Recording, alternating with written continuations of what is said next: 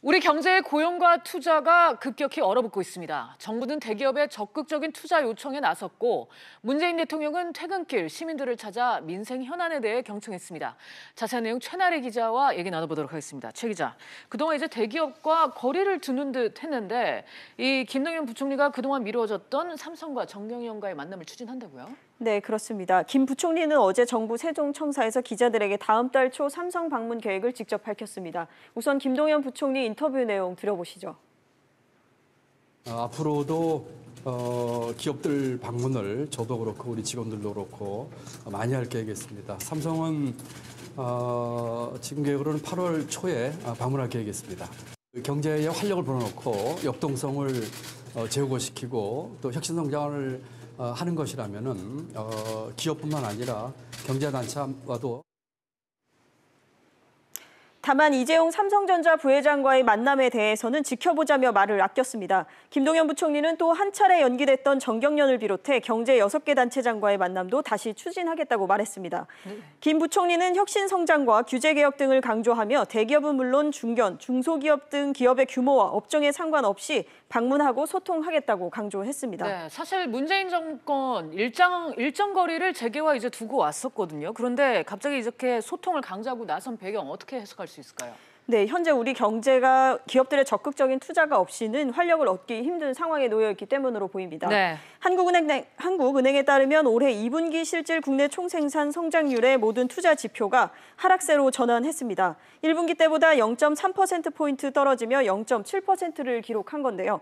특히 설비와 건설 투자가 부진했습니다. 설비 투자 증가율은 1분기 3.4%에서 2분기 마이너스 6.6%로 후퇴하며 27개월 만에 최악을 기록했습니다. 이런 상황에서 김 부총리가 삼성과 정경련 등 재계와의 만남을 공식적으로 밝힌 것은 정부의 경제 정책 성공을 위해서는 기업들의 적극적인 도움이 필요하다는 것을 인식했기 때문으로 보입니다. 공정경제와 소득 주도 성장, 혁신 성장을 축으로 하는 정부의 정책 기조에서 혁신 성장의 무게를 실리는 분위기가 감지되고 있는 것입니다. 네, 정부의 이런 기조 변화에 SK가 가장 먼저 화답을 하는 모양새인데요. SK하이닉스가 대규모 투자 계획을 밝혔죠. 네, 그렇습니다. SK하이닉스는 오늘 이사회를 열고 경기도 이천 본사에 새 반도체 공장을 짓기로 결정했습니다. 이천 본사 내 5만 3천 제곱미터 부지에 들어설 새 공장은 오는 2020년 10월 완공을 목표로 연내 착공됩니다.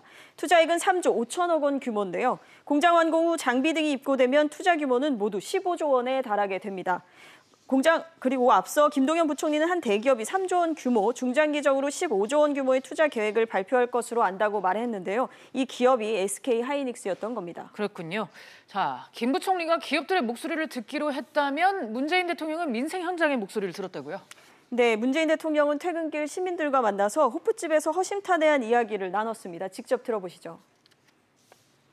제가 지난 대선 때 국민과 소통 그렇게 잘 하겠다고 약속을 드리면서 이 퇴근길에 시민들을 만나겠다 그렇게 약속을 했었거든요. 저는 오늘 아무런 메시지를 준비하지 않고 왔습니다. 그냥 오로지 듣는 자리에 그렇게 생각하고 왔습니다. 그래서 아주 편하게 늘 말씀해 주시면 됩니다.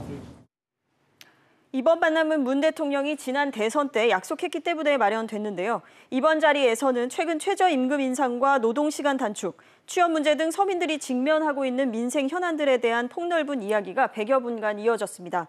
이번 만남에는 청년 구직자와 편의점 등 자영업자, 경력 단절 여성 등 모두 18명이 참석했습니다. 네, 알겠습니다. 최 기자 잘 들었습니다.